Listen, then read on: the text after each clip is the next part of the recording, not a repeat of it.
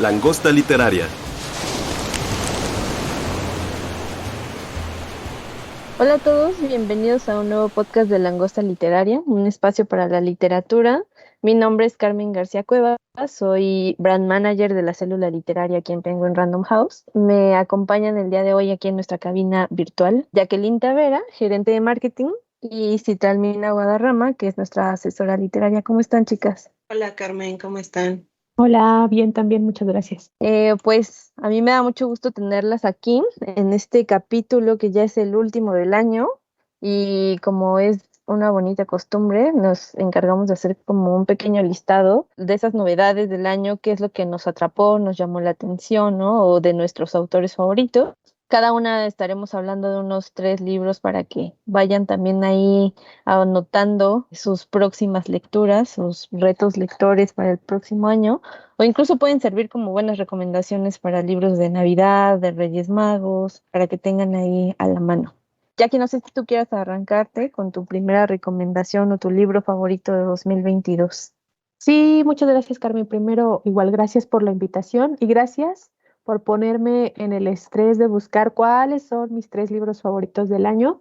Yo creo que hay un montón, ¿no? Y es el problema a veces con las listas, que pues sí suelen ser muy subjetivas y son gustos muy personales y siempre quedan fuera un montón de libros. Pero les voy a hablar de los míos. El primero es El silbido del arquero de Irene Vallejo. Hago un poco de trampa porque en realidad este libro salió hace tiempo en España y es la primera vez que se publica en México. Como ustedes saben, la autora del Infinito en un junco, que se ha vuelto, pues, sorpresivamente en un bestseller, y digo sorpresivamente porque este tipo de libros no suelen convertirse en estos superventas, pero pasó con esta magnífica historia, ¿no? Del libro, como tal cual como objeto y la historia del libro. Y en El silbido del arquero, muy al estilo Irene Vallejo, que le gusta mucho rebuscar en el pasado y traernos estas historias del pasado al presente, aquí lo que nos narra es lo que ocurre después del asedio de Troya, ¿no? A mí en lo particular me gustan mucho estas historias que han sido publicadas recientemente sobre lo que ocurre después o durante la guerra de Troya y contada desde otras perspectivas, ¿no? Ya lo hacía Margaret Atwood en el libro de Penélope. Y aquí lo que nos cuenta Irene Vallejo es la historia de Eneas, que es uno de los grandes héroes de la guerra de Troya, hijo también de parte de la aristocracia en aquel entonces troyana, por supuesto, mito y juegos de dioses, ya saben. Como saben, Eneas es protagonista también de una de las obras más importantes de la literatura universal, que es justo la Eneida, escrita por Virgilio. Para quienes no lo sepan, nada más contarles que Eneida fue en su momento, pues, un encargo que le hace el emperador Augusto a Virgilio, el gran poeta, en una especie de imitación, ¿no? O de competir con la Ilíada de Homero. Y lo que nos narra en la Eneida es la historia de la fundación de Roma. Ya saben, todos los mitos de Rómulo y Remo, que son además los descendientes de Eneas. Pero lo que hace Irene Vallejo diferente a lo que ya hemos visto en estas otras obras clásicas es que nos narra justo la salida de cómo él se desvía de su destino y termina una nueva ciudad en donde además, previo a esto, le hacen una especie de profecía en donde va a haber el nacimiento de una gran ciudad, de un gran imperio. Después entenderemos que esta gran ciudad e imperio es Roma, y durante este desvío de su travesía, que como sabemos casi no les ocurría a ninguno de los que salían de Troya, como ocurrió con Odiseo también, en esta salida se enamorará Eneas de una diosa que es Dido. Y lo que más me gusta de esta obra, que además es una obra, perdón, muy corta, que se lee de forma muy sencilla, a diferencia de la Eneida, para aquellos valientes que han dicho voy a leer la Eneida, sabrán que no es una lectura fácil, ¿no? Es muy pesada. Sin embargo, pues Irene Vallejo para nada lo hace así, al contrario, es una obra muy amena, muy de estas en las que te picas, la verdad tiene de todo, aventuras, por supuesto la parte del romance que también pues resulta muy entrañable, y sobre todo esta idea también dejar un nombre, ¿no? Que me parece que es una de las búsquedas de los grandes imperios y de los grandes clásicos, de permanecer a través de sus historias, ¿no? En este caso, por ejemplo, el emperador Augusto hace este encargo al gran poeta Virgilio porque él quiere que se vea que es uno de sus legados, pero además él quiere que se le vea como el descendiente de estos grandes guerreros de Troya, ¿no? Estos son los fundadores de Roma, son los héroes de Troya. Y eso me parece también muy enriquecedor. Por supuesto, también están los juegos del destino, muy en el estilo griego clásico. Por supuesto, los dioses haciendo de las suyas.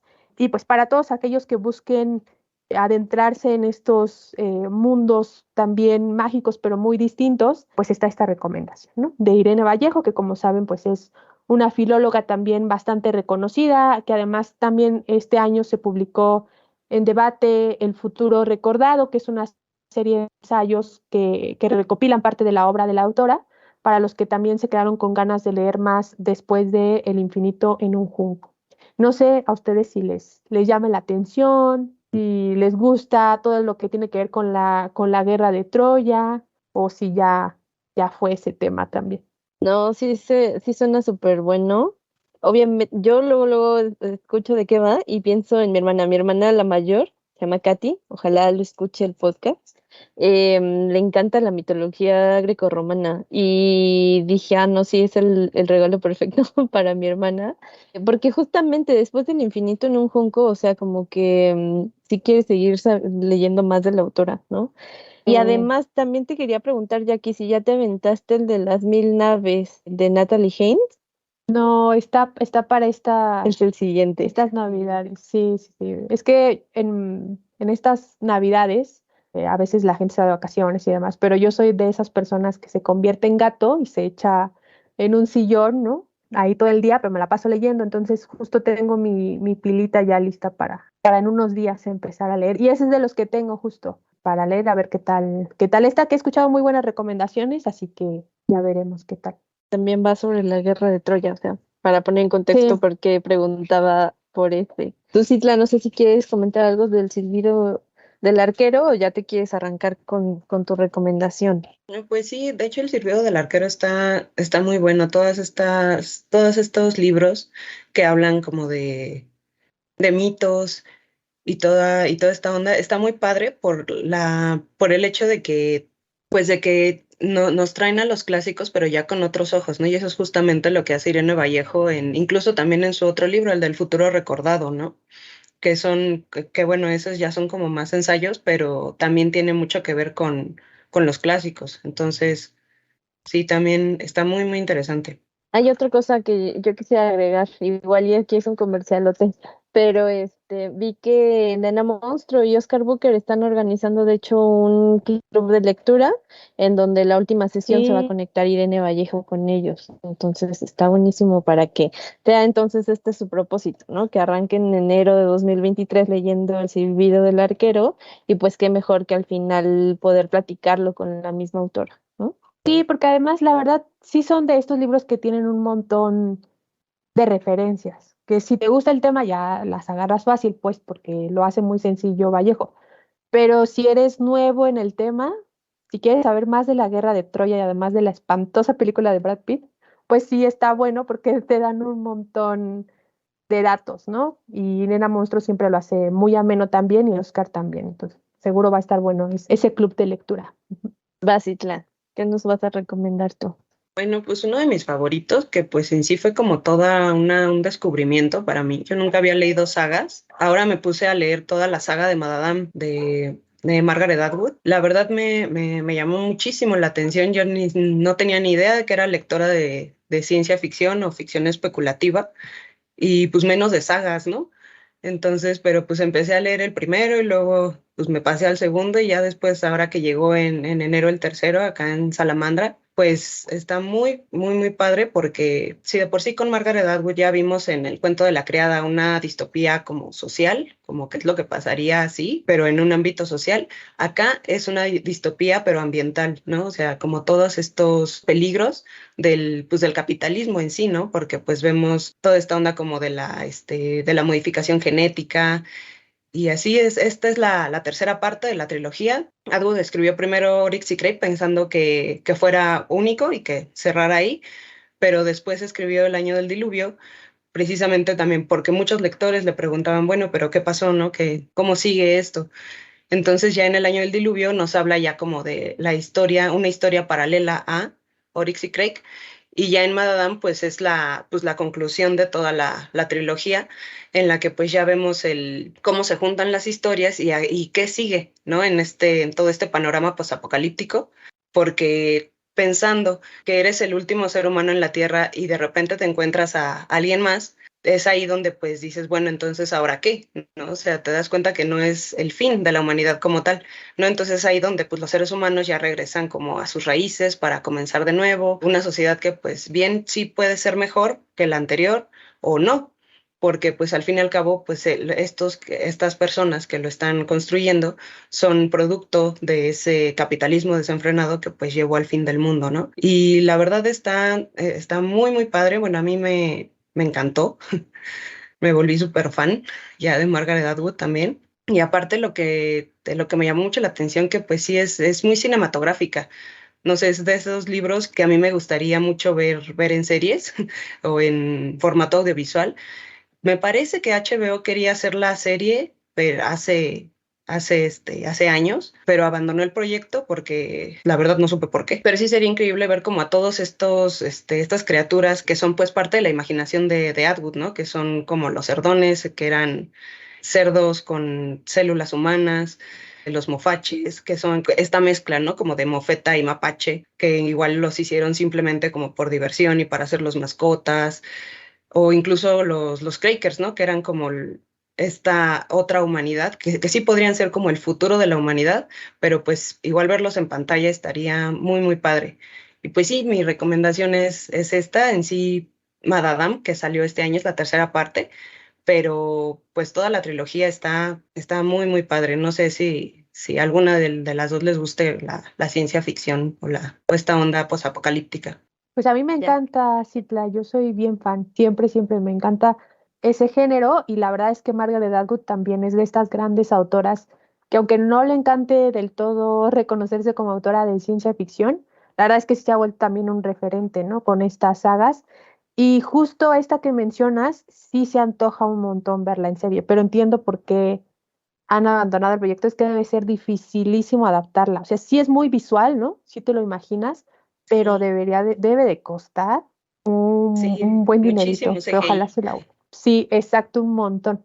Pero sí, no, y además se antoja un montón que sea HBO, ¿no? Quizás otra productora, pero sí estaría buenísimo.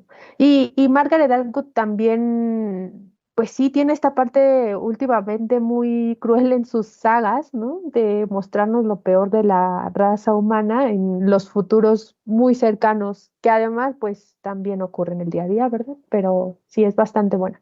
Yo también me aventé el primero, el de Oryx y Crake, y sí me quedé con de no manches, los cerdones, ay, esto, ¿no? Está bien bueno, ya no me seguí, pero el del año del diluvio es el segundo, y luego el tercero que dices, el de Mad Adam, el tercero. Yo sé que sí siguen trabajando en la serie, pero me parece que es Paramount Plus, o sea, los mismos que tienen ahorita la del cuento de la criada. No sé cuándo, pero se supone que sí sigue ahí el proyecto y sí estaría bien bueno, porque pues ya ven también cómo despegó el cuento de la criada hasta que ya estaba la adaptación. Sé que de hecho se está reivindicando en la última temporada, otra vez veía yo un montón de comentarios de el cuento de la criada sobre la serie, entonces también si en algún momento abandonaron la serie, creo que esta es una buena oportunidad para retomarla. Yo también me quiero regresar a un lanzamiento justo de enero, de a principios de año, fue en Blackie Books. El sello de Blackie es uno de mis favoritos acá en Penguin. Y salió en enero uno que se llama Tengo un nombre, de Chanel Miller. No sé, probablemente el nombre de esta mujer no le suene, a pesar de que fue violada en 2015 y su caso se convirtió en uno de los más mediáticos, ¿no? E incluso vergonzoso. Pero ¿por qué fue mediático? Pues porque de hecho logró cambiar la ley de Estados Unidos, ¿no? Pues el abusador fue sentenciado a una insignificante pena de 6 meses, de los cuales solo cumplió, o sea, solo estuvo en la cárcel 3, ¿no? Obviamente, Chanel decide compartir en la red una carta que ella le hizo y le dirigió a su abusador en el juicio, y pues más de 11 millones de personas la leyeron en menos de 4 días, algo así es la cantidad, lo que provocó pues indignación no solamente de Estados Unidos, ¿no? Sino que fue una reacción internacional. Para esto ella había vivido bajo un seudónimo, o sea, cuando ocurre el hecho, como que para protegerla le dan un seudónimo que era Emily Doe, ¿no? Entonces, pues por eso no sonaba mucho el nombre de Chanel Miller. Y con este libro que sale, ella hace pública su identidad, cuenta la historia, pues se convierte en una de las memorias que yo siento que es como de las más íntimas y conmovedoras, que evidentemente como mujer te pega, yo creo que el doble, pues definitivamente te transforma. Ella tiene por ahí una frasecita que dice, me llamo Chanel, soy una víctima y no me da reparo utilizar esta palabra, pero sí creer que esto es todo lo que soy, ¿no? Precisamente porque cuando ocurre una de estas situaciones, pues lo primero que vemos en medios de comunicación es la revictimización de las personas, ¿no? Que por ahí tal vez hay quienes no tienen tan claro qué es revictimizar, pero pues esto es una de esas cosas, ¿no? Que si sufres algún tipo de abuso, no dejarlo incluso de llamarles la víctima es la víctima, no ponerle más atención al abusador que a la víctima, ¿no? Entonces, lo que ella quiere demostrar con este libro es que es mucho más que una víctima, ¿no? En general, quienes sufren este tipo de, pues son madres, son hermanas, son hijas, son primas, son tías, ¿no? Son más que la víctima de alguien. Entonces, tienen una vida y ella también por ahí dice que no es la víctima de Brock Turner, que es el chico que la atacó. No soy su nada, no le pertenezco. Eso es lo que ella quiere como dejar súper en claro con este libro. No les quiero como spoilear, sí está buenísimo. Lean, ella misma, Clara, hace como una anotación en el prólogo en donde dice, pues tal vez yo no soy como la más experta en juicios, pero sí les voy a contar cómo me sentí, ¿no? Cómo era yo estar en un juicio, encerrada en un baño, con un ataque de ansiedad de no saber qué está pasando, ¿no? Por ahí la sentencia salió así de corta por un tema de semántica, así literal por semántica, por cómo se percibe en un estado un ataque o un abuso sexual y cómo lo percibe el FBI, ¿no? Entonces, sí, precisamente ella ahí, al revelar esto, o sea, es a lo que voy, este libro puede ser muy doloroso, pero es por lo que son tan necesarios visibilizar este tipo de casos, ¿no? Ella logró modificar la ley a partir de pues toda la indignación que resultó que el tipo solamente tuviera una condena de 6 meses que luego se redujo a 3 meses. Ya nada más para cerrar, aquí dice ella que este es mi intento de transformar el dolor que siento dentro, de enfrentarme al pasado y de encontrar el modo de aceptarlo e incorporar esos recuerdos de mi vida. Quiero dejarlos atrás para poder seguir adelante. Es un libro súper bueno. Creo que entre mujeres es súper padre estarte compartiendo este tipo de historias, no porque sean divertidas o no, sino porque nos hace como más auroras, ¿no? Para mí sí es indispensable que no solo entre mujeres, también entre hombres, que sean realmente aliados y que conozcan este tipo de historias y que tal vez de cierta manera al adentrarse en una memoria, un testimonio así, pues puedan ayudarnos como a empatizar y sensibilizarnos, ¿no? Respecto a este tipo de temas. No sé si ustedes habían escuchado hablar de él, si les llama la atención. De hecho, yo no tenía como idea del caso como tal hasta el libro, ¿no? Precisamente. Y sí me pareció como súper importante esta onda de que pues en el país donde se cometen más de 10 feminicidios al día, tengamos como acceso a ese tipo de historias en el que ya no solamente es pues qué es lo que pasó y el asesino o el violador en este caso, sino conocer también pues a la persona, al ser humano, ¿no? Que hay detrás de esa palabra que nada más utilizamos como la víctima. Es muy, muy importante. Yo también supe apenas de este caso cuando presentaron nuestros compañeros editores el libro. Pues sí, me acuerdo del silencio que se hizo, ¿no? Cuando se habla de este tipo de libros tan necesarios que son, ¿no? Me recordó mucho a La fosa del agua de Liviet Carrión, que pues obviamente con diferencias y demás, pero que también son libros muy, muy dolorosos, que incluso tienes que hacer pausas, ¿no? Para como procesar todo lo que estás leyendo, pero que son muy necesarios. O sea, de verdad, yo no entiendo por qué este tipo de libros a veces no están en los planes de estudio de las escuelas, ¿no? No entiendo cómo en otros países, por ejemplo, es obligatorio leer Todos deberíamos de ser feministas de Chimamanda en la educación básica.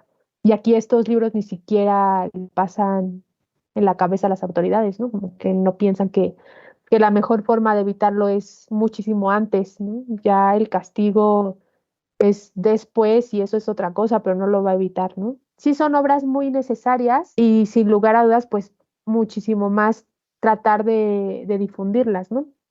Ahorita justo que nos pedías, bueno, hace algunos días que nos pedías participar en el podcast, cuando mandé el listado de mis libros, no me di cuenta y apenas ahorita lo veo, pero todas son mujeres, ¿no? Todas son escritoras. Y está padre que uno no sea consciente de eso, ¿no? Que no digas voy a meter mis libros favoritos de escritoras, sino que ahora apenas te das cuenta, ¿no? Porque esto es algo que hace, pues no tantas décadas no era tan común, ¿no? Hasta hace, incluso antes de pandemia, veíamos estos reportes de algunas universidades internacionales, perdón, algunas universidades extranjeras en las que pues contaban la cantidad de publicaciones en los países y la mayoría es que se publican hombres, ¿no? Se publican más mujeres. Entonces, pues sí, es sin lugar a dudas indispensable tener más este tipo de historias y conocer más, ¿no? Que más gente lo lea. Sí, justamente ahorita que estabas diciendo de esos libros, a mí también me recordó mucho el del consentimiento de Vanessa Springora, ¿no? Que es donde habla también como de esta supuesta relación que tuvo con este escritor y pues toda la polémica que se vino después y todo, porque precisamente es eso, ¿no? Es la importancia de la voz de las mujeres. Pues ahí está la recomendación. Me puse muy solemne, pero de verdad no quería dejar de pasar la oportunidad pues para retomar este libro.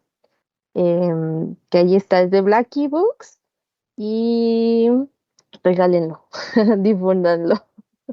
Jackie, ¿tú qué otra recomendación nos traes? Seguimos con escritoras y yo traigo a Laura Fernández con un libro llamado La señora Potter no es exactamente Santa Claus, que ya nada más lees el título y se te antoja, la verdad. Me lo pensaba guardar para estas Navidades porque sí me pongo, yo amo la Navidad, entonces sí me pongo en un mood muy navideño, pero no pude aguantarme y ya cuando me di cuenta ya estaba muy avanzado. Es un libro publicado bajo el sello Random House. Es divertidísimo, muy, muy divertido. La verdad es un regalo perfecto por si quieres que la gente pase un buen rato y se divierta y se ría con las tonterías que pasan en este pueblo. Está buenísimo. Seguro lo habrán visto, pero cuando en un pueblo pequeño surge alguna personalidad famosa, el pueblo se transforma y de pronto es la tierra de esa persona, ¿no? Y entonces es el café, el restaurante, el museo, el llavero, la pluma, todo se convierte en ese lugar, ¿no? En esa persona, perdón. Seguramente, por ejemplo, la tierra de Juan Rulfo, ¿no? O en donde sitúa, por ejemplo, supuestamente en donde está Comala, ¿no? Que hay algunos pueblos aquí en México llamados Comalas, pues todos se transforman y hay mucha gente a veces va a visitar nada más porque pues es aquí donde ocurre una historia, ¿no? Pasaba hace poquito con la playa esta en donde, spoiler, se muere Dobby de Harry Potter y cómo está atascado de piedras y ahora la gente no puede ni caminar en la playa, ¿no? De tantos visitantes que van. Entonces, pues sí cambia muchísimo un pueblo a partir de que surge una persona ahí famosa. Y esto es lo que narra este libro, supuestamente en esta pequeña ciudad llamada Kimberly Clark Weymouth, se ambienta un clásico infantil llamado La señora Potter no es exactamente Santa Claus. Y esto pues convierte también el pueblo en una atracción turística, porque aquí es donde sucede esa historia. Es de estos libros en los que hay un libro dentro del libro, ¿no? Y hay una tienda de souvenirs que hace o que lleva el hijo justamente de esta escritora, de este clásico infantil, se llama Luis Filman, pero pues el hijo ya está hasta la madre, ¿no? Por decirlo burdamente, de los visitantes y de los souvenirs y de vivir con esa pues sombra materna también. Entonces un día decide, se acabó la famosa tienda de souvenirs por la que todo mundo viene y pues eso genera por supuesto un caos en el pueblo. Es una novela coral, entonces tenemos un montón de puntos de vista y también, por eso les digo, los absurdos de los personajes que son riquísimos, porque por supuesto al poblado no le parece que le cierren su fuente de ingresos principal, ¿verdad?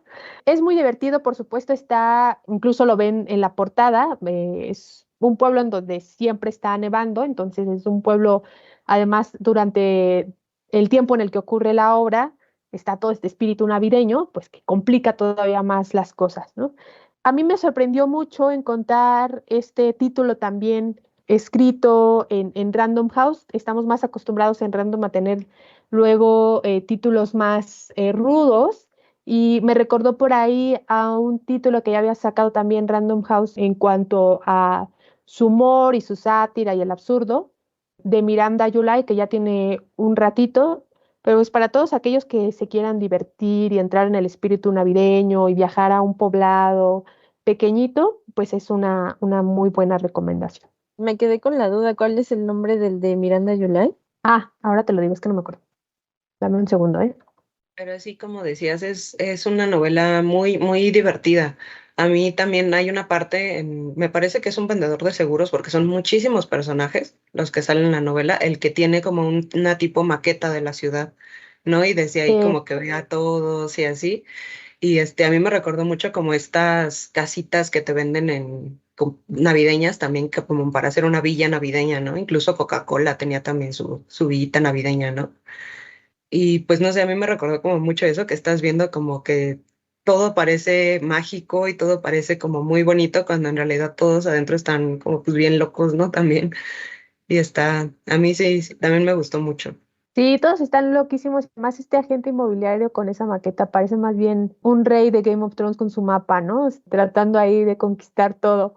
Muy divertido. El libro que les decía de Miranda July se llama El primer hombre malo, que tiene una trama completamente distinta, pero que me recordó mucho en el sentido del humor, pues, o sea, este sentido del humor, sobre todo por el absurdo del pensar y del hacer de los personajes. Pero está muy bueno. Léalo, léalo. Se me antoja un montón, así sí me lo imagino como una caótica película de Navidad. Totalmente. Está buenísima esa recomendación de aquí y ad hoc con la temporada. ¿Tú, Citla? Bueno, pues yo le sigo con una recomendación que la verdad fue de mis mejores lecturas del año, me gustó muchísimo, que es Este vacío que hierve, de Jorge Comensal. Está publicado en Alfaguara y nos habla de la Ciudad de México en un futuro muy cercano. Estamos hablando como del año 2030, o sea, son 8 añitos ya los que nos faltan. Habla de un incendio que hubo en el bosque de Chapultepec, que detona la búsqueda de Karina, que es la protagonista, por la verdad sobre sus padres fallecidos, porque ella vive con su abuela. Y a la par tenemos también la historia de Silverio, ¿no? Que es un vigilante del Panteón, precisamente el Panteón Dolores, que es ahí justamente donde inicia este gran incendio que se lleva pues muchísimos árboles y también llega hasta el zoológico. Este vigilante del panteón le toca el incendio ahí en el panteón y después de todo esto trata de reencontrarse con su hija Daenerys, que precisamente le ponen el nombre por Game of Thrones, ¿no? Y al final termina ayudando, bueno, no al final de la novela, sino dentro de esta trama, termina ayudando a Karina dentro de este desentramado para buscar acerca de, pues, del pasado de sus padres y todo esto, ¿no? Entonces, me llamó muchísimo la atención, aparte la manera en la que está escrita, porque Jorge Comensal también es divulgador científico, entonces tiene también, no sé si lo sigue cursando, todavía tiene un posgrado en filosofía de la ciencia, y pues eso se ve en toda la novela, ¿no? En la descripción de los animales del zoológico, en los videos de animales que Silverio ve en su casa, en su celular, hasta en los pensamientos como de la protagonista, ¿no? De esta Karina, que pues también está estudiando un doctorado en física, ¿no?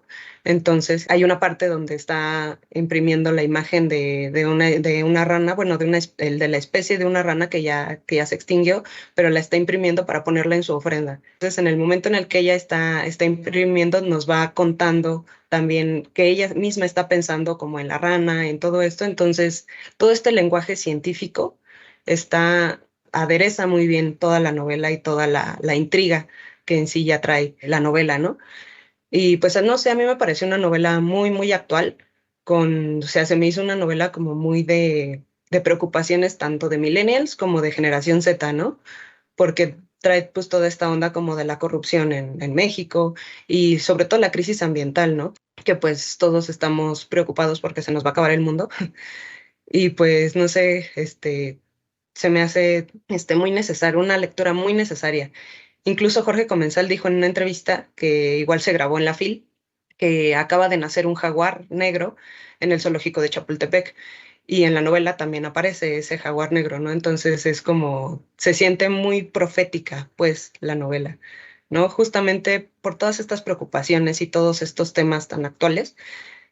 Yo, por ejemplo, ya estoy como en proceso de hacerme vegana, pues precisamente por los libros, ¿no? O sea, primero me eché Cadáver Exquisito, y que bueno, ya con esa tienes, ¿no?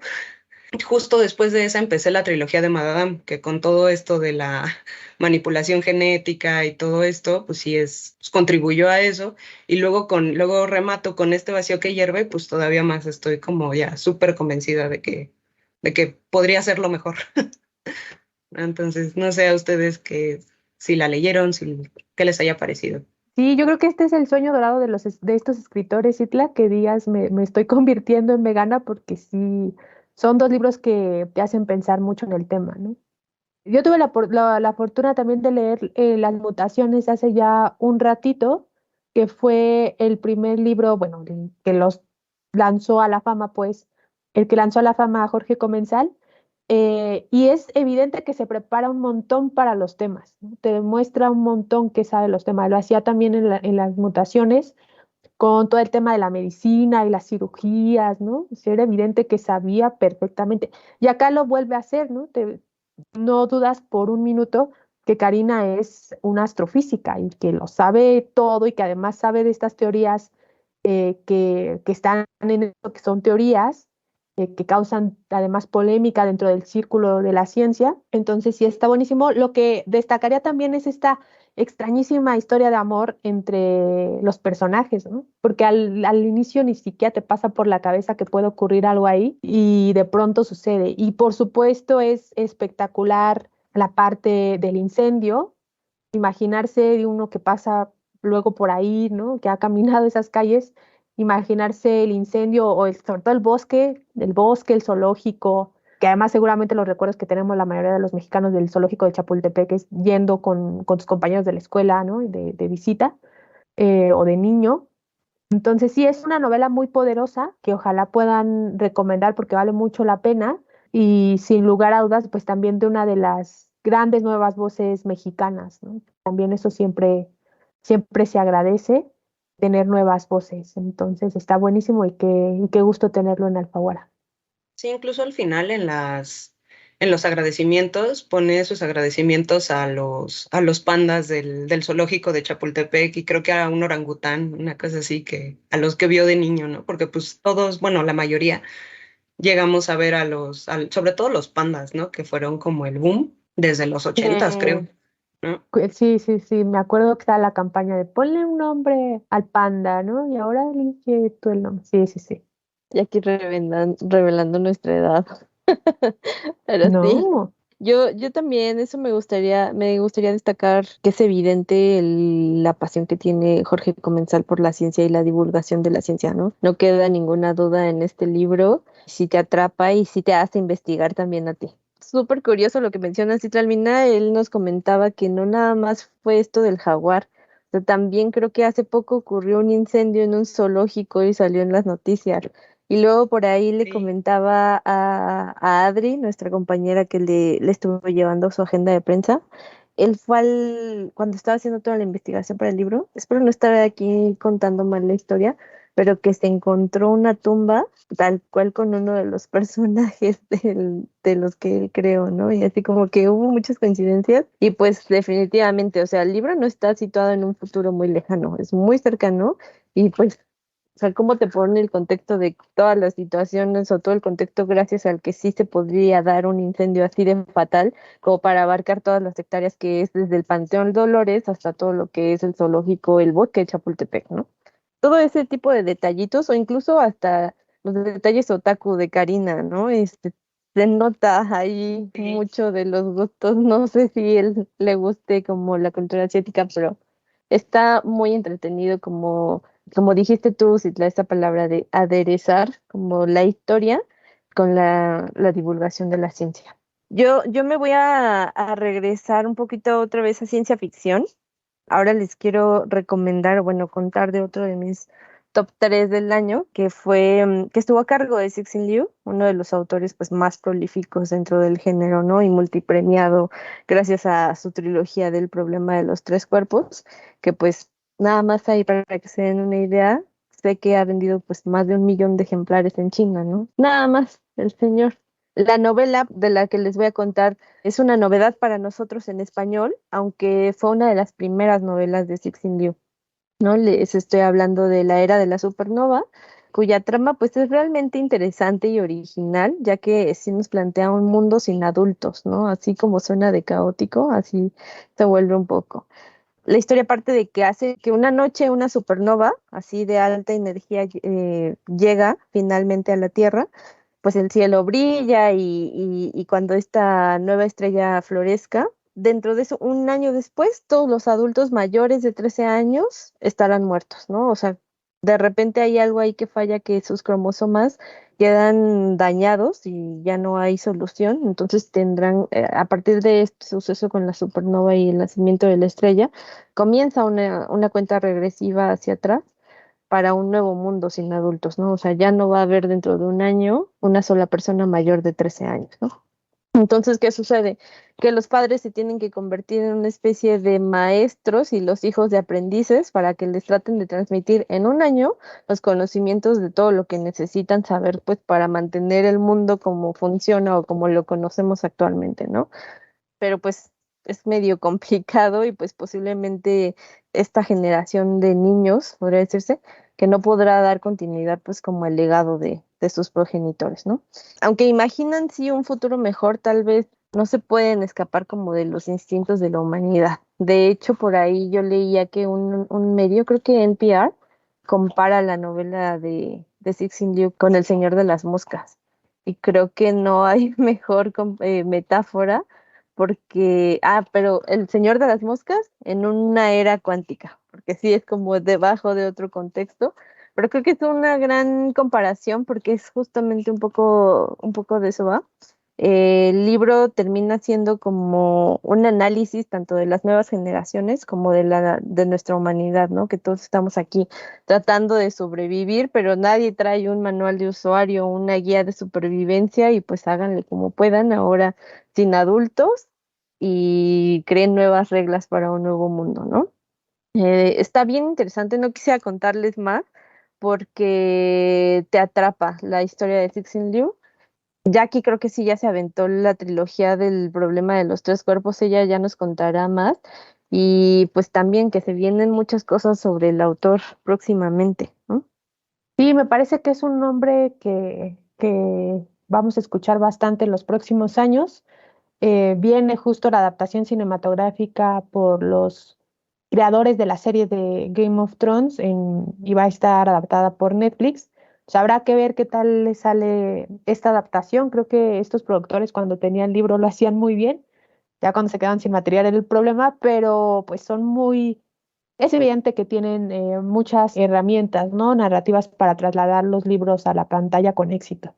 Y sí, a mí me encanta Cixin Liu, me devoré la trilogía me la devoré.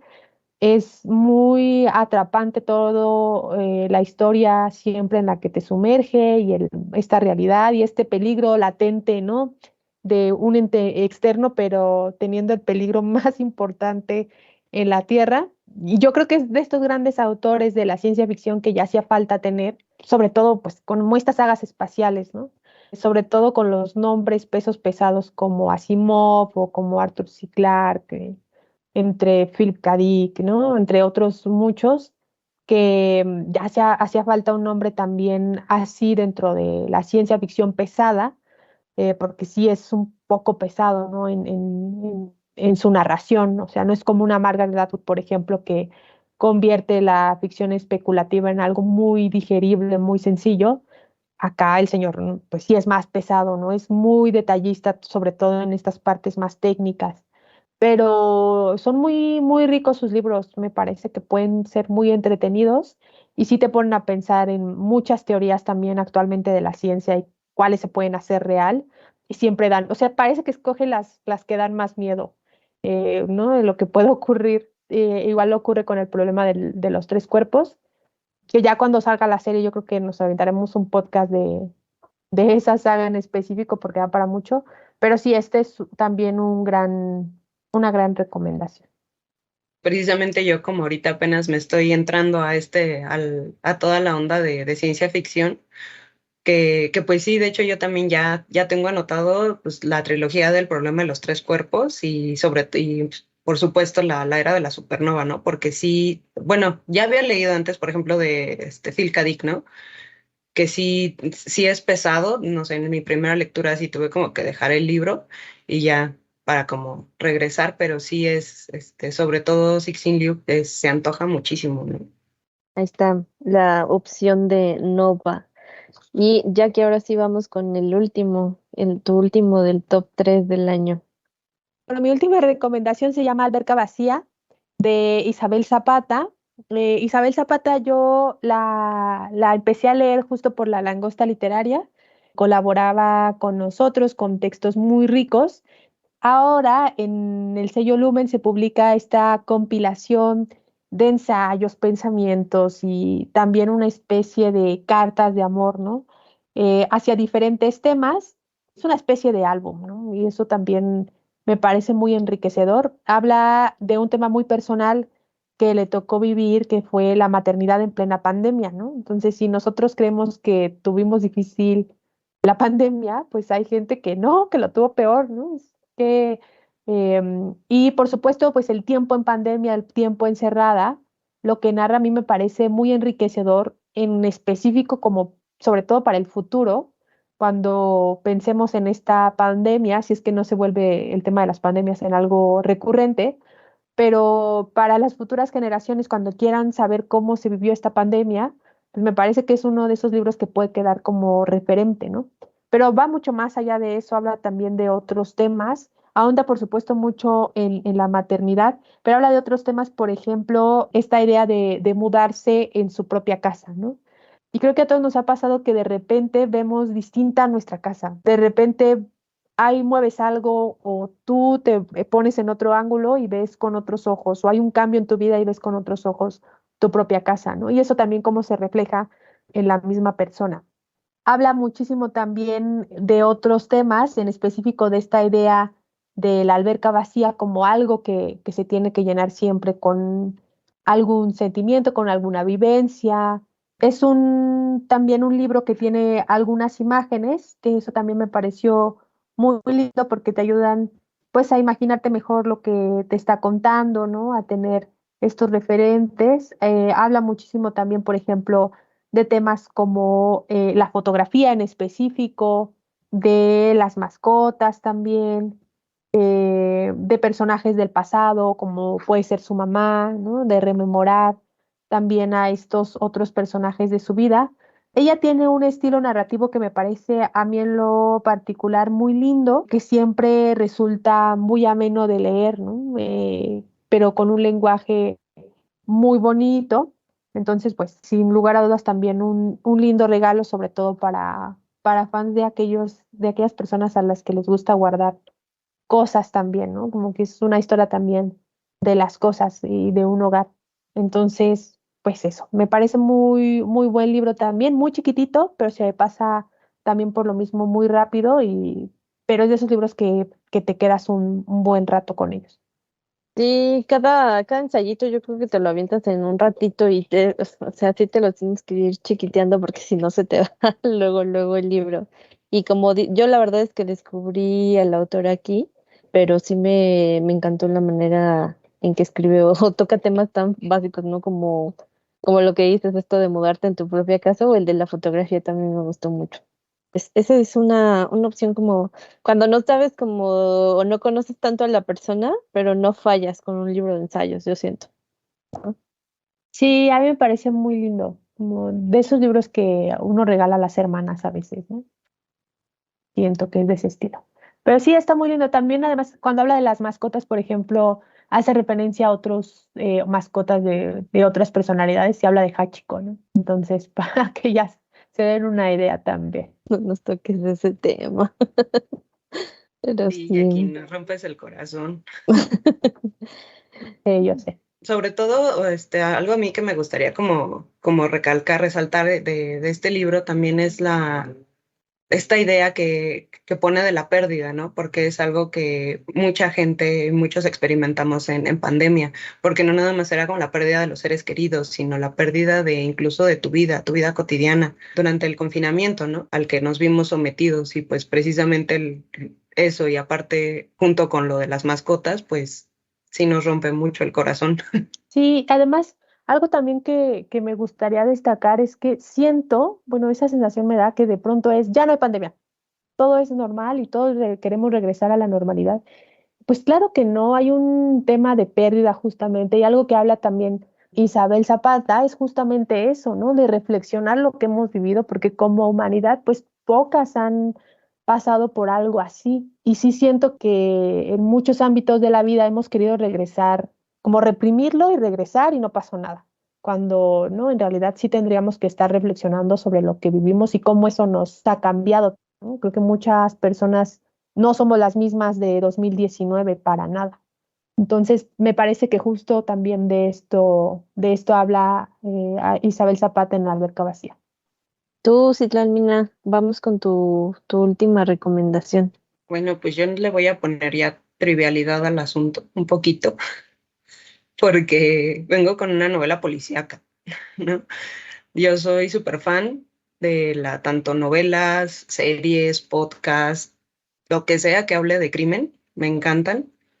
El problema es que últimamente hemos visto como esta como exaltación del asesino y meternos en estas mentes psicópatas, ¿no? De estos personajes, incluso lo vemos con las últimas series, ¿no? La de Jeffrey Dahmer o la película, me parece que sí es película, ¿no? La que están haciendo de Ted Bundy con Zac Efron, ¿no? Donde se exalta como mucho esta imagen, ¿no? Del asesino, pero esta novela, que es El caso Alaska Sanders de Joel Dicker, una de las cosas que me encantó fue que precisamente no hace eso, sino que lo importante aquí es el enigma como tal y ver qué fue lo que pasó. Y para ello todo el caso va alrededor de la vida de la víctima, ¿no? O sea, la vida de Alaska. Entonces, es un libro que sale como de lo común, por eso. Este libro está bajo el sello de Alfaguara y es como es la secuela de La verdad sobre el caso Harry Quebert, que de por sí fue un fenómeno en ventas, ¿no? Fue un gran thriller. Y pues este libro es la secuela de porque va justo antes del libro de los Baltimore, ¿no? Que también el libro está lleno de referencias a este otro, el libro de los Baltimore. Trata de un caso en el que asesinan a una chica, más bien su cuerpo aparece en la playa de un pueblito en Estados Unidos, en lo más al norte de Estados Unidos, me parece. Y primero piensan pues que la mató un oso, ¿no? Pero ya después, indagando, se dan cuenta de que no, que fue asesinada. Y lo único que encontraron fue un papel en la bolsa de su pantalón que decía, sé lo que has hecho, ¿no? Entonces, desde ahí ya le pone como el ojo pues a Alaska, ¿no?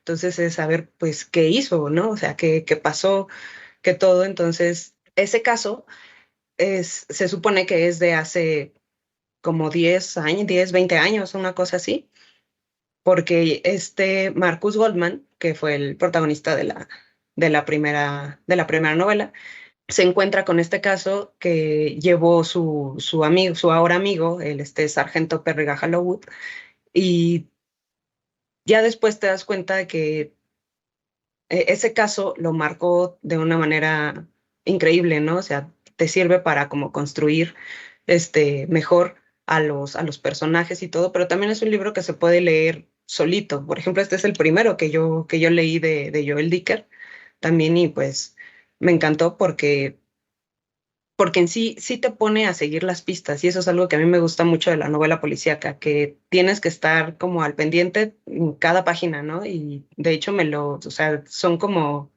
500 páginas, más de 500 páginas, y yo me lo eché como en un día porque no lo podía soltar, ¿no? O sea, no, todo en cada capítulo estás viendo y a ver ahora qué más, y ahora qué más, y ahora qué más, te pone como diferentes versiones del día del asesinato, todas las entrevistas que hace, está increíble y al final hay giros de tuerca en casi, no sé, yo conté como unos 6, 7 giros de tuerca que dices, ahora sí ya sé quién es el asesino y a la mera hora no.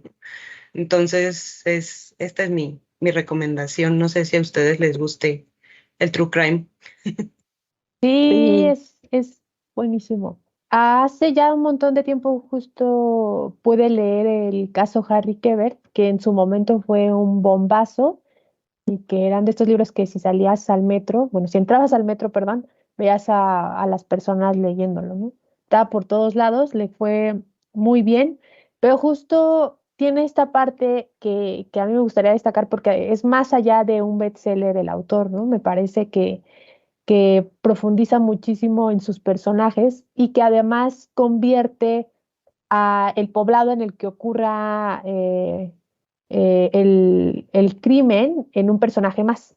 Que eso también creo que no lo logran siempre todos los autores de True Crime y él lo hace muy bien. Siempre tiene estos giros muy importantes. Y pues es una lástima que no pudiera venir a la Feria del Libro de Guadalajara porque creo que muchos de sus lectores justo querían platicar un poco más ahora sin toda la sombra que fue el caso Harry Quebert ya como escritor, qué es lo que queda, ¿no? ¿Qué es lo que brinda él hacia sus lectores? Y yo creo que vamos a tener un autor para mucho rato y con bastantes obras distintas y en las que nunca podremos encontrar al asesino. A mí me recuerda un poco a John le Carré, ¿no? Salvando las distancias porque le Carré se enfocaba mucho más en el espía tal cual y en esa doble moral y ética del espía, pero me recuerda mucho en el estilo, en esta parte como que es muy lento, ¿no? De pronto, como que va construyendo, va hilando todos los hilos y al final es como bomba, bomba, bomba, bomba. Y eso me gusta mucho, como que sea muy pausado, pero que te vaya a construir, porque está sembrando todo para explotar más adelante en la obra. No sé, Carmen, ¿tú qué opinas? sí, yo también le entré a Dicker es que es importante esta aclaración que hace Citlalmina, de que si bien es ya como una trilogía, como se maneja la trilogía Marcus Goldman, porque el personaje, o sea, el que se repite en las tres, tanto en el caso Harry Quebert como en Alaska Sanders y el libro de los Baltimores, pues es el investigador, ¿no? Marcus Goldman, y él conecta, pero en sí, pues la historia vaya, son más bien historias como antologías, como se le conocen, porque son separadas, o sea, se pueden leer por separado y no es como que, ay, no voy a entender a las Cassandra si no leí el caso de Harry Quebert. Tienes contexto, pero de hecho el mismo autor lo hace al inicio, te recuerda un poco de ese contexto para que tampoco te vayas a aventar si no es necesario los demás, ¿no? Y eso es importante para mí porque así me pude aventar a las Cassanders y no era como indispensable, que sí, obviamente te deja con ganas de más, porque es este tipo de autor como que causa adicción, como dices, y termina así en un ratito le avanzas, porque también es muy sencillo, bueno, sencillo, entre comillas, porque el señor Dicker pone 20,000 personajes, ¿no? Entonces estar ahí con todos los personajes y estarte acordando y todo, y pues eso es parte del juego, ¿no? Yo por ahí decía que si eres amante de este juego de Clue y de quién es el asesino, pues también te va a gustar Dicker, porque la verdad sí es mucho de estar ahí adivinando y que juega mucho con tu mente y las vueltas de tuerca, ¿no?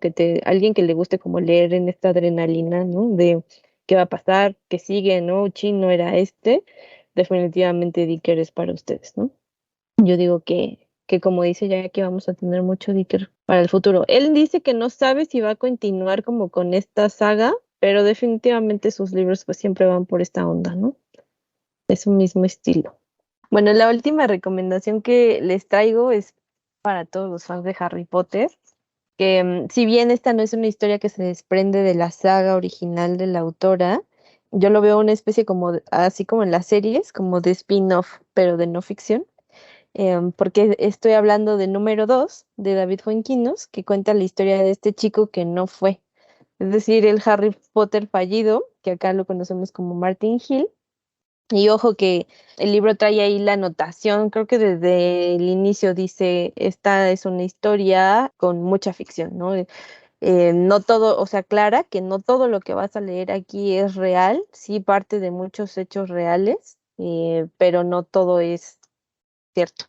Tomó mucha libertad creativa el autor, pero bueno, como bien sabemos, en 1999 cientos de niños, no sé, incluso miles de niños audicionaron para interpretar a Harry Potter, y de esos cientos la lista se redujo a dos grandes opciones que llegaron hasta este final, y pues fue Daniel Radcliffe el elegido, ¿no? Que conocemos. Pero por ahí David Fuenquinos leyó que la directora de casting aseguraba que Daniel Radcliffe tenía ese algo extra, ¿no? O sea, que ni siquiera te explican que ese algo extra, la chispa, el no sé qué sé yo, pero él se quedó, ¿no? Fuenquinos dice, oigan, ¿y qué habrá pasado, no? Con el otro chico que no tuvo ese toque extra, ¿no? Y de inmediato empatizó con él, con el número 2, y justo a partir de ahí arranca la novela con la historia de Martin Hill, un chico con padres divorciados, cuya vida cambia por completo cuando por azares del destino un día va a la productora en Londres donde trabajaba su papá, y el mismo día que pasa por ahí David Heyman estaba inmerso en la búsqueda del actor que interpretaría este gran mago. Pues él andaba por ahí, ¿no? Luego de que descartan a Martin, en la historia nos cuenta cómo, pues cada que salía o sea, neta sí me imagino, o sea, sí me pongo en los zapatos de este chico, ¿no? De este niño, porque aparte como cuántos años tenía, como 8, ¿no? Cuando 10, hizo tenían 10. 10. Ujú. No manches, o sea, los 10 años que te digan, ya casi, o sea, casi ya tú vas a interpretar a Harry Potter y que te digan, no, mi chavo, pues, ¿qué crees? Te lo ganaron. O sea, te rompen el corazón, y si el niño era fan de Harry Potter más, no sé, no me quiero imaginar. Ya en la historia real, o sea, en la historia real no me imagino cómo ha de haber sido para ese pobre niño decir, no, pues, ¿qué crees? No, te lo ganaron. Y aquí Fuenquinos lo que nos dice es que Martin Hill, cada que salía una nueva película, él caía pues con constantes depresiones, y luego que salieron como 10 películas, ¿no? Bueno, 8 de la saga original y luego todo lo demás, o todas las adaptaciones, ¿no? O sea, todo se convertía alrededor, o sea, la imagen era Daniel Radcliffe, ¿no? Imagínate ir viendo por todos lados. Yo les decía hace un momento que este libro sí me lo imagino una película, o sea, sí me imagino una película de Martin Hill, hasta medio cómica, de que intenta superar pues, fracaso, o sea, les digo de Sí, por pero sí, que la película la interprete Daniel Radcliffe, ¿no? ay, no, Evidentemente. no, Estaría muy bueno. imagínate. No, o sea, sí digo, si de por sí que vivimos como en esta sociedad de produce, ¿no? Y si no estás haciendo algo, no eres productivo. Me imagino a este niño como, pues, sobrevivir al fracaso a esa edad, qué gacho, ¿no? Pero bueno, no es de risa, pero sí creo que es una lectura como básica ya también para los fans de Harry Potter, ¿no? O sea, ya esos que ya se aventaron toda la saga y no saben qué más, este es un muy buen complemento, que ojalá y se nos haga que un día convenzan a Fuenginos de que la adapten, y también en algún momento tengamos una película de esta anécdota que pues está ahí medio agridulce, pero definitivamente me parece que es una gran opción de regalo. Y también ustedes aviéntensela, está buenísima. No sé ustedes qué opinan, Jackie y Citla, del número 2. Pues a mí lo que me llamó mucho la atención fue también esta onda de definir a alguien a través de sus fracasos, ¿no? No sé, por ejemplo, me acuerdo de que todos se acuerdan como de Ringo Starr, pero nadie se acuerda del primer baterista de los Beatles, ¿no? O si lo llegan a conocer es como de, ah, sí, fue el que no quedó, ¿no? Porque el que quedó fue el otro. Y pues en este caso, o sea, o sea, sí da mucha risa, pero pues es algo que muchas veces incluso no, nos ha pasado, ¿no? O sea, sí podemos como empatizar con eso, sobre todo los que tenemos síndrome del impostor, ¿no? Que de esto de pensar de, pues, quién sabe cuántas veces me habrá pasado que no fui el mejor, ¿no? Que, como dices, ¿no? En esta sociedad en este culto a la producción, de decir, tienes que ser el mejor en todo, cómo vives sabiendo que no eres el mejor en todo, ¿no? Y con tantas películas y libros que te lo están recordando todo el tiempo. Y a mí algo también que me gustaría nada más comentar es que siempre tiene esta habilidad Fuenquinos de traerte personajes muy entrañables. Él escribió hace ya un tiempo La Delicadeza, que pues seguramente vieron la adaptación, muy popular, pero tiene otros dos libros muy buenos. Uno se llama La Biblioteca de los Libros Rechazados, que justo habla de una colección de libros que fueron rechazados en sus publicaciones, que también me parece muy, muy linda la trama.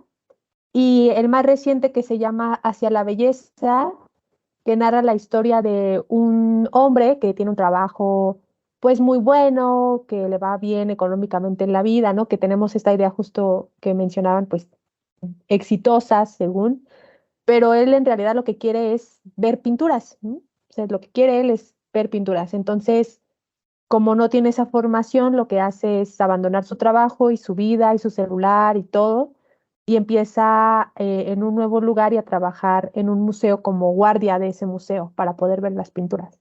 Entonces, tiene también como estas partes muy entrañables el autor en sus narraciones y aquí pues sin lugar a dudas también lo tiene, porque además a quién se le ocurre escribir un libro sobre el número 2 de Harry Potter, ¿no? O sea, creo que a nadie, todo el mundo cuando piensa en Harry Potter es por qué no hicieron la historia de los papás o la de los fundadores de la escuela, ¿no? Pero nunca piensas ya tal cual en lo que hay detrás y en lo que pasó, porque sí, justo fue en Kino se entera y se pregunta por qué, qué pasaría con ese número 2. Y ahora, por supuesto, que uno se pregunta qué pasaría con ese niño actor, ¿no? Y pues sí, claro, imagínate el coraje de todos estos niños que participaron en Harry Potter, pues tienen la vida resuelta económicamente, ¿no? Y esta persona seguro, pues, no, le ha tocado ver a cada año, además, los maratones que se avientan las televisoras en esta época, pues ver, ¿no? Cada año lo mismo, pues sí debe ser muy, muy difícil. Pero es una historia muy buena y sí, justamente habla, creo que Fuenquinos habla mucho en sus obras de eso, de esta falsedad del éxito y también la falsedad del fracaso, ¿no? Entonces, y sí, sin lugar a dudas, un libro muy, lo siento muy navideño también. Quizás porque es Harry Potter, pero lo siento muy navideño. Por ahí hay algunos detractores de la historia o grinches, que voy a denominar grinches, que así de, ay, pues es que siempre hay castings, ¿no? Siempre hay alguien que no queda, ¿no? Y pero así de, a ver, pero estamos hablando de uno de los fenómenos o productos culturales más importantes de del último siglo. Es como de, pues sí, pero es importante, o a mí me interesa al menos conocer la historia de este número 2, del que no fue de un personaje como el de Harry Potter, ¿no? Nada más ahí como esa aclaración.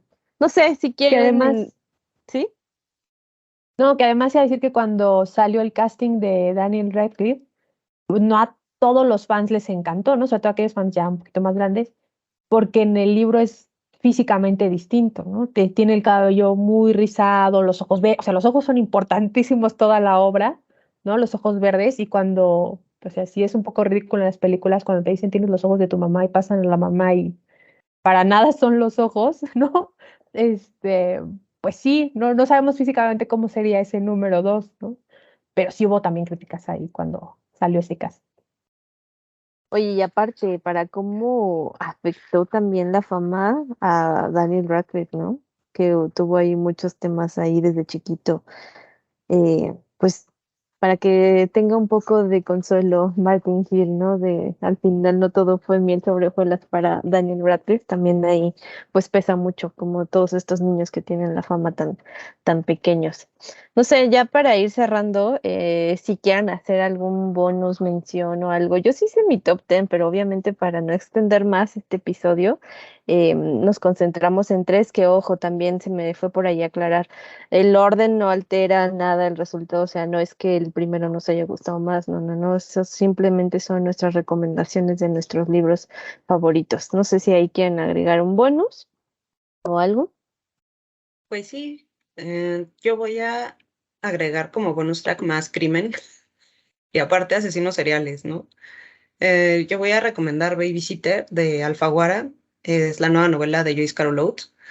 que nos habla precisamente de un asesino serial, y aparte de los setentas, ¿no? Que fue también como el boom de los asesinos seriales en Estados Unidos. Y fue también cuando pues empezó todo el FBI a hacer a empezar a crear los perfiles pues, para poder atraparlos, porque se dieron cuenta que no podían pues atraparlos, ¿no?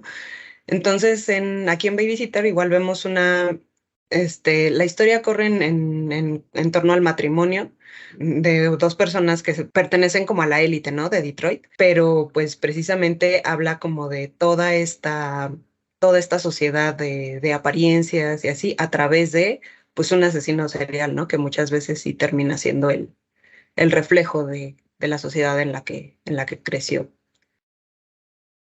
Y pues también me gustaría recomendar El Gran Libro de los Perros de Blackie Books, que pues es una antología de los mejores cuentos, ensayos, poemas y muchos textos que hablan sobre perritos, ¿no?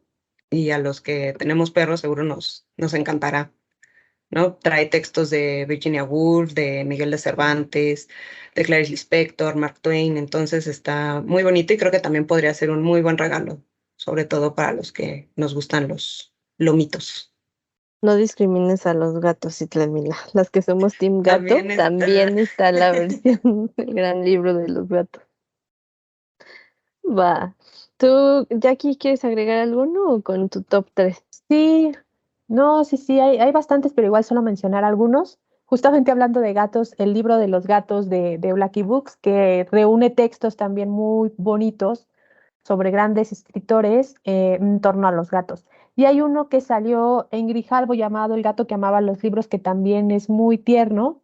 Está en esta sintonía del gato que cayó del cielo, también literatura japonesa, pues ya saben cómo escriben los japoneses también sobre la vida cotidiana, pues en este también es un gran libro, sobre todo para los amantes de los gatos, la verdad.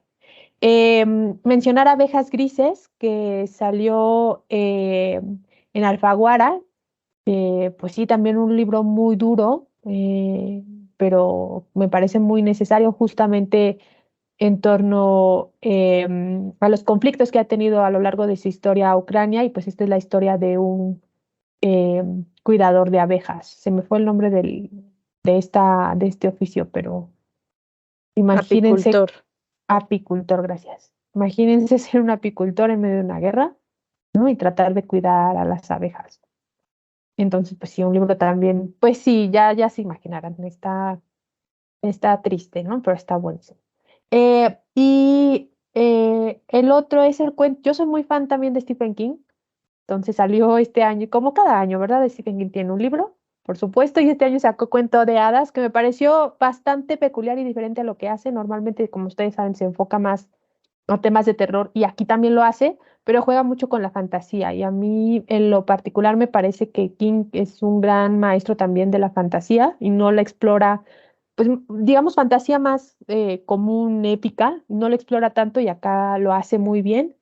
Pues la historia de un chico que tiene, muy Stephen King, ya saben, tiene un vecino y descubre en la casa del vecino hay un portal y lo lleva a un mundo pues maravilloso, muy diferente y por supuesto con terror. Y tengo muchas ganas de leer Lo que no sabe Medea. No sé por qué, pero estoy saladísima, no lo he podido leer. Lo pedí, lo tenía y una compañera necesitaba ese libro en ese momento y pues lo tuve que dejar ir. Luego me lo encontré en Guadalajara, el libro ahí listo para poder leerlo, pero pues no, la maleta no lo permitía. Y ahora volví a intentar tenerlo, pero ya no hay ejemplares, entonces estoy un poco salada con ese libro, a ver si ahora regresando de esta temporada navideña ya tengo más suerte. Pero he escuchado también muy buenas reseñas en torno a él. Si no lo consigues, yo te cedo el mío, Jackie, para que Sí, empieces por favor, ya.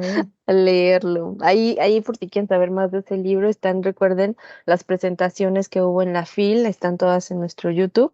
Yo les platico rapidísimo de mi bonus. Nada más así por mencionarlos, no me voy a adentrar ya más.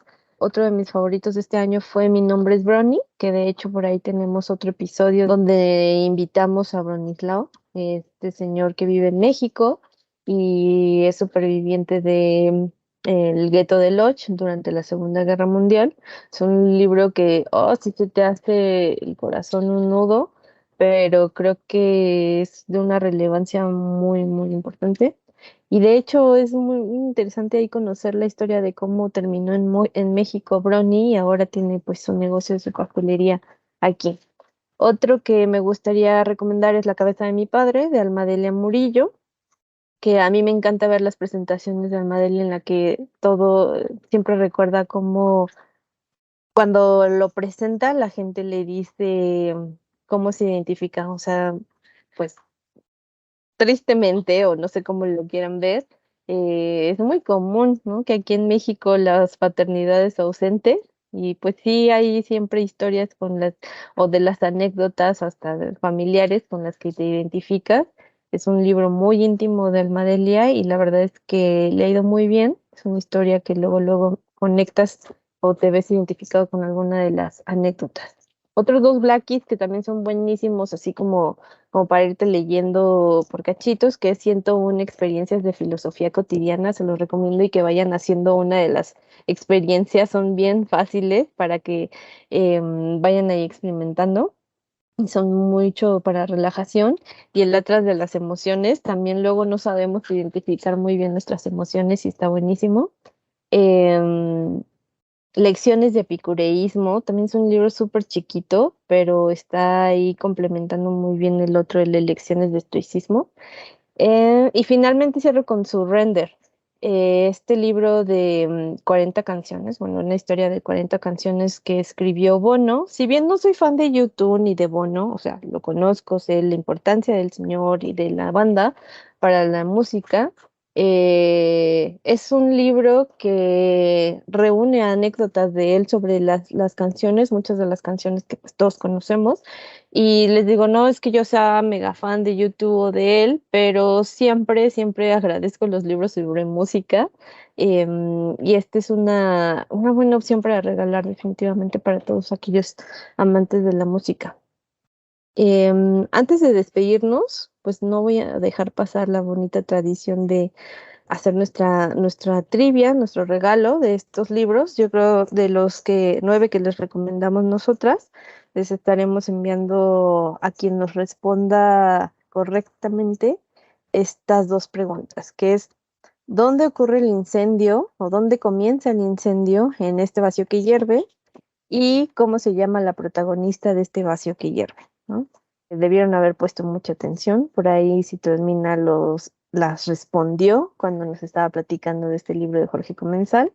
Respóndanos en Twitter, ¿no? En Twitter que nos dejen con el hashtag mi libro favorito langosta. Le ponen ese hashtag mi libro favorito langosta 2022 y con eso nosotros los vamos a identificar y pues ya saben, la primera persona que lo responda correctamente se estará ganando un paquete de estos libros.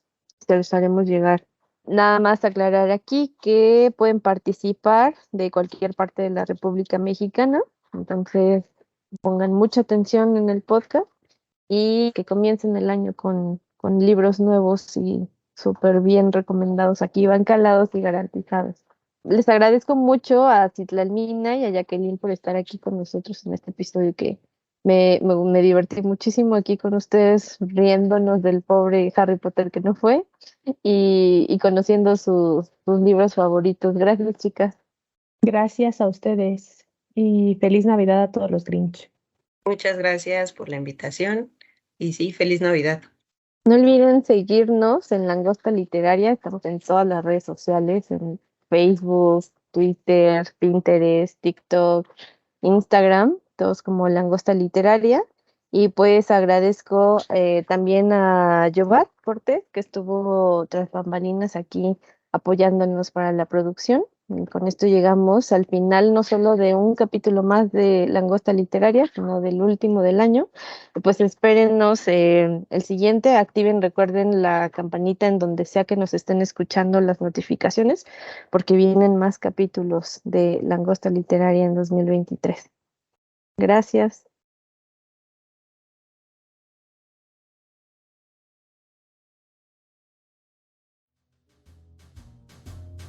Búscanos en nuestras redes sociales, Twitter, @langosta_lit, Instagram y Facebook,